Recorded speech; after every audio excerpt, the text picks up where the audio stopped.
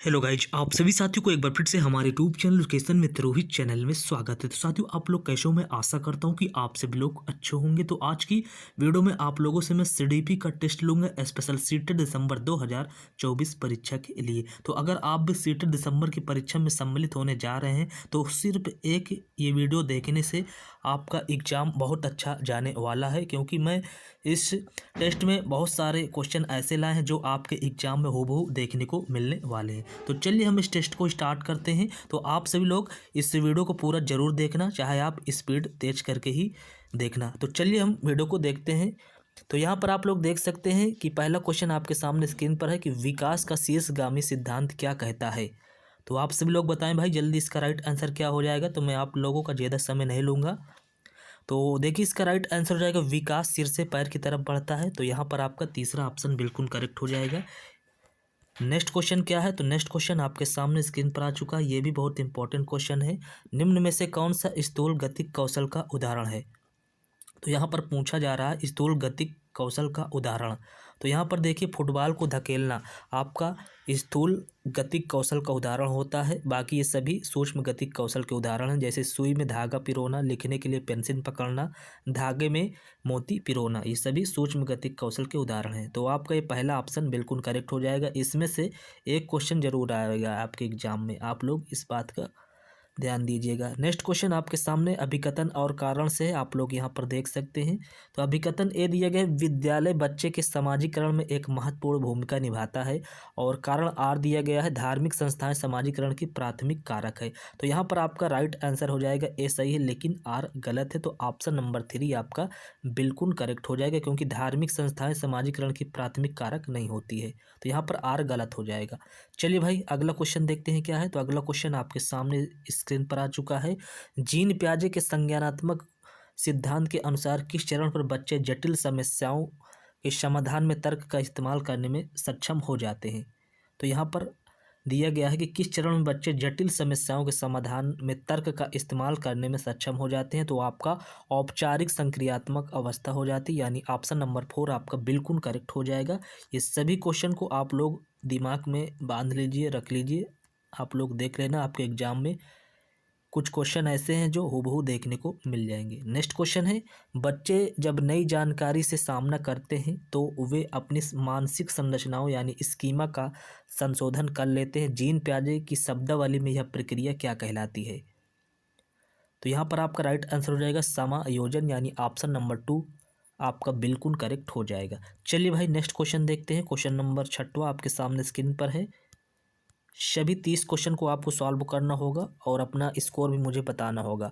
निम्न में से किस संप्रदाय की व्याख्या लेव अगोत्सी ने नहीं की है? तो आपको यहाँ पर नहीं बताना है, आप लोग क्वेश्चन ध्यान से पढ़ना। तो यहाँ पर राइट आंसर हो जाएगा सामाजिक अनुबंध अभिविन्यास, आपका ऑप्शन नंबर 1 बिल्कुल करेक्ट हो जाएगा। चलिए भाई नेक्स्ट क्वेश्चन देखते हैं क्या है। नेक्स्ट क्वेश्चन आपके सामने स्क्रीन पर आ चुका है। लेव अगोत्सी के अनुसार डैश हमारी संज्ञानात्मक संरचनाओं और चिंतन प्रक्रिया के निर्माण में महत्वपूर्ण भूमिका निभाते हैं।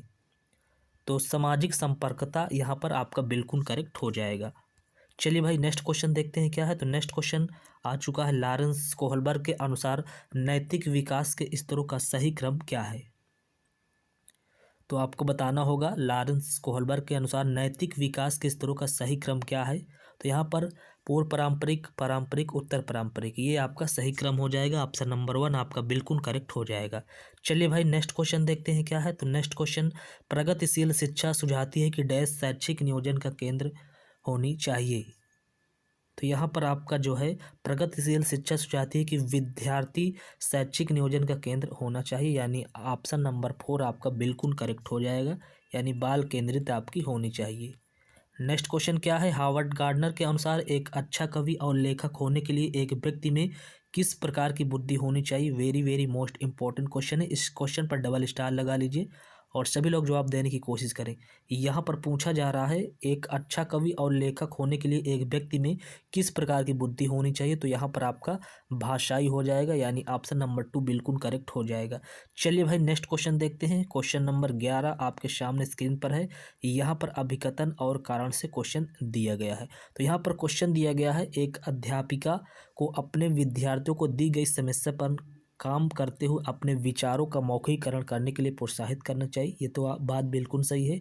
और कारण आर क्या दिया गया, भाषा और सोच का विकास एक दूसरे स्वतंत्र रूप में होता है, तो ये आपका गलत हो जाएगा। तो यहाँ पर ए सही है लेकिन आर गलत है, तो ऑप्शन नंबर 3 में ए सही है लेकिन आर गलत है। चलिए भाई नेक्स्ट क्वेश्चन देखते हैं। क्वेश्चन नंबर 12 आपके सामने स्क्रीन पर आ चुका है। यहाँ पर क्वेश्चन पूछा जा रहा है, आपकी कक्षा में जब भी कोई लड़का रोता है तो दूसरे विद्यार्थी उसे यह कर चिढ़ाते हैं कि लड़कियों की तरह व्यवहार मत करो, लड़के नहीं रोते। उनकी यह कथन जो है, उनका यह कथन क्या दर्शाता है, आप सभी को बताना होगा। तो यहाँ पर आपका लैंगिक रूढ़िवादिता हो जाएगा, यानी ऑप्शन नंबर 4 आपका बिल्कुल करेक्ट हो जाएगा। चलिए भाई नेक्स्ट क्वेश्चन देखते हैं। तो नेक्स्ट क्वेश्चन आपके सामने स्क्रीन पर है। यहाँ पर क्वेश्चन दिया गया है, विद्यार्थियों की अधिगम शैली चयन में व्यक्तिगत विभिन्नताओं को किस नज़रिए से देखना चाहिए। तो यहाँ पर आपका राइट आंसर हो जाएगा विकास प्रक्रिया के एक प्राकृतिक और स्वाभाविक रूप में। ऑप्शन नंबर 2 यहाँ पर बिल्कुल करेक्ट हो जाएगा। चलिए भाई नेक्स्ट क्वेश्चन देखते हैं क्या है। तो नेक्स्ट क्वेश्चन आपके सामने स्क्रीन पर आ चुका है, अधिगम हेतु मूल्यांकन के संदर्भ में निम्न में से कौन सा कथन सही नहीं है। तो आप सभी लोग जितने भी मैं क्वेश्चन करा रहा हूँ सभी को अच्छे से दिमाग में बांध कर जाइएगा। तो अगला क्वेश्चन, इसका राइट आंसर बताने की कोशिश करें। तो इसका राइट आंसर हो जाएगा मूल्यांकन मानकीकृत परीक्षणों द्वारा करना चाहिए। तो यहाँ पर नहीं पूछा गया है, तो निगेटिव को भाई आपका निगेटिव हो जाएगा। चलिए भाई क्वेश्चन नंबर 15 आ चुका है आपके सामने स्क्रीन पर। तो यहाँ पर क्वेश्चन पूछा जा रहा है, शिक्षक द्वारा पूछे गए निम्नलिखित में से कौन से प्रश्न बच्चों में रचनात्मकता और समस्या समाधान दृष्टिकोण को बढ़ावा देता है। तो आप अपने शहर में प्रदूषण कैसे कम कर सकते हैं, ये आपका राइट आंसर हो जाएगा। चलिए क्वेश्चन नंबर 16 आप देखते हैं क्या है। तो यहाँ पर क्वेश्चन नंबर 16 आपके सामने स्क्रीन पर आ चुका है, हाशिए पर स्थित समूहों से आने वाले विद्यार्थियों के सामाजिक सांस्कृतिक ज्ञान के प्रति किस तरह का दृष्टिकोण होना चाहिए। तो उसे मान देना चाहिए और अध्यापन अधिगम प्रक्रिया में शामिल करना चाहिए। यहाँ पर आपका ऑप्शन नंबर 2 बिल्कुल करेक्ट हो जाएगा। नेक्स्ट क्वेश्चन आपके सामने स्क्रीन पर है। यहाँ पर क्वेश्चन पूछा जा रहा है, स्वाधीनता से जूझने वाले विद्यार्थी विशिष्ट क्षेत्रों में चुनौती महसूस करते हैं, फिर भी उनमें समांतर डैश का सामर्थ्य होता है।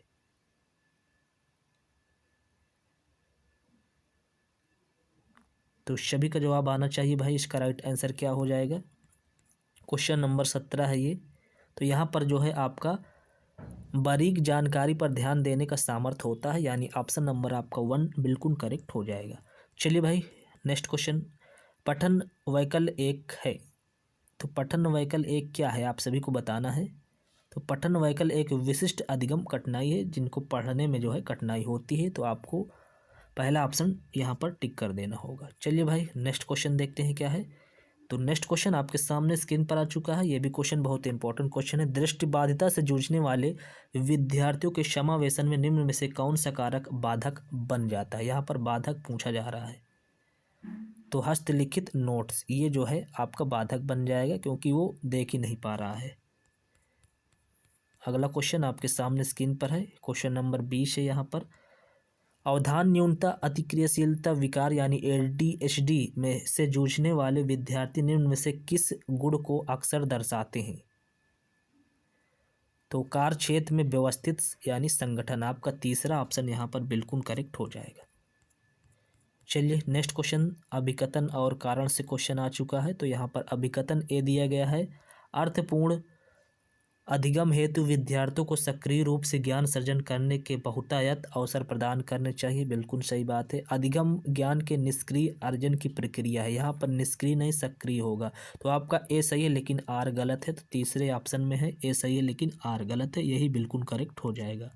चलिए क्वेश्चन नंबर 22 अब देखते हैं क्या है। तो यहाँ पर क्वेश्चन नंबर 22 आपके सामने स्क्रीन पर है, अधिगम को प्रभावशाली बनाने के लिए विषय वस्तु कैसी होनी चाहिए।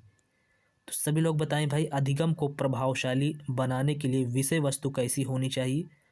तो विद्यार्थियों के सामाजिक सांस्कृतिक परिवेश से संबंधित आपकी होनी चाहिए। यहाँ पर आपका ऑप्शन नंबर 3 बिल्कुल करेक्ट हो जाएगा। चलिए नेक्स्ट क्वेश्चन देखते हैं क्या है। तो क्वेश्चन नंबर 23 है, अपनी खुद की सोच प्रक्रिया पर चिंतन करना क्या कहलाता है। यहाँ पर क्वेश्चन पूछा जा रहा है अपनी खुद की सोच प्रक्रिया पर चिंतन करना क्या कहलाता है। तो यहाँ पर अभिसंज्ञान आपका बिल्कुल राइट हो जाएगा। चलिए भाई नेक्स्ट क्वेश्चन देखते हैं क्या है। तो नेक्स्ट क्वेश्चन आपके सामने स्क्रीन पर है। यहाँ पर क्वेश्चन पूछा जा रहा है अधिगम के सामाजिक संरचनावादी उपागम के अनुसार निम्न में से कौन सा तरीका अर्थपूर्ण अधिगम के लिए प्रभावशाली नहीं है। आपको नहीं है का ध्यान जरूर देना होगा, क्योंकि लास्ट तक आप लोग क्वेश्चन नहीं पढ़ते हैं और पॉजिटिव आंसर लगाकर चले आते हैं और लास्ट में यहाँ नहीं पूछा रहता है। तो यहाँ पर आपका निष्क्रिय अनुसरण हो जाएगा, क्योंकि यहाँ पर नहीं पूछा गया है तो निगेटिव का भाई आपका निगेटिव हो जाएगा, बाकी और सभी पॉजिटिव ऑप्शन है। चलिए भाई क्वेश्चन नंबर 25 अब देखते हैं क्या है। तो यहाँ पर क्वेश्चन नंबर 25 दिया गया है विद्यार्थियों में समस्या समाधान कौशलों के विकास के लिए निम्न में से किसे बढ़ावा देना महत्वपूर्ण है। तो आपका अपसारी चिंतन जो है बिल्कुल पॉजिटिव होता है, अपसारी चिंतन आपको नहीं देना है।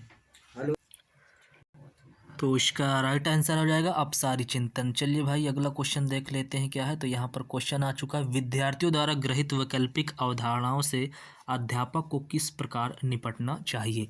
तो यहाँ पर क्वेश्चन को ध्यान से पढ़िए और सभी लोग जवाब देने की कोशिश करें। तो यहाँ पर आपका राइट आंसर हो जाएगा उन्हें ठीक तरह से समझा जाना चाहिए, क्योंकि वे अधिगम प्रक्रिया में महत्वपूर्ण होती है। तो यहाँ पर आपका ऑप्शन नंबर 2 बिल्कुल करेक्ट हो जाएगा। चलिए नेक्स्ट क्वेश्चन देखते हैं क्या है। तो क्वेश्चन नंबर 27 आपके सामने स्क्रीन पर आ चुका है। यहाँ पर क्वेश्चन पूछा जा रहा है विद्यार्थी निम्न में से क्या महसूस करेंगे यदि वे यह विश्वास करने लगे कि उनके प्रयासों का परिणाम पर कोई असर नहीं पड़ेगा, कार्य के परिणाम पर कोई असर नहीं पड़ेगा। तो यहाँ पर आपका अधिगम अशक्तता यानी असाध्यता जो होता है वो ऑप्शन नंबर 2 बिल्कुल करेक्ट हो जाएगा। नेक्स्ट क्वेश्चन आपके सामने स्क्रीन पर निम्न में से कौन सा आंतरिक अभिप्रेरणा का उदाहरण है। तो यहाँ पर कौन सा आंतरिक अभिप्रेरणा का उदाहरण है। तो यहाँ पर ज्ञान प्राप्त करने के लिए चर्चा में भाग लेना, ये आपका जो है आंतरिक अभिप्रेरणा का उदाहरण है। बाकी और सभी ये जो है बाहरी रूप से अभिप्रेरणा वाले हैं। नेक्स्ट क्वेश्चन देखते हैं क्या है। तो नेक्स्ट क्वेश्चन आपके सामने स्क्रीन पर है एक अध्यापिका को अपने अधिगमकर्ताओं में किस प्रकार के लक्ष्यों को बढ़ावा देना चाहिए। तो महारत हासिल करने की दिशा में उन्मुख लक्ष्य आपका बिल्कुल करेक्ट हो जाएगा, पहला ऑप्शन। चलिए भाई नेक्स्ट क्वेश्चन आ चुका है विद्यार्थियों निम्न में से किस कौशल को बढ़ावा नहीं देना चाहिए। तो यहाँ पर पूछा जा रहा है किस कौशल को बढ़ावा नहीं देना चाहिए। तो आपका जो है अधीनता उन्मुखी बिल्कुल करेक्ट हो जाएगा, ऑप्शन नंबर 4। सो फ्रेंड्स ये रहे आपके सामने सीडीपी के पूरे 30 क्वेश्चन। तो अगर आपका आज पेपर हो या कल 15 को हो, आप सभी लोग इस वीडियो को ज़रूर देख लेना, इससे क्वेश्चन आपके एग्जाम में ज़रूर हूबहू देखने को मिलेंगे। तो चलिए मिलते हैं नेक्स्ट वीडियो पर, तब तक के लिए थैंक यू सो मच। इस वीडियो को लाइक एंड अपने अदर फ्रेंडों को शेयर जरूर करें। Thank you so much.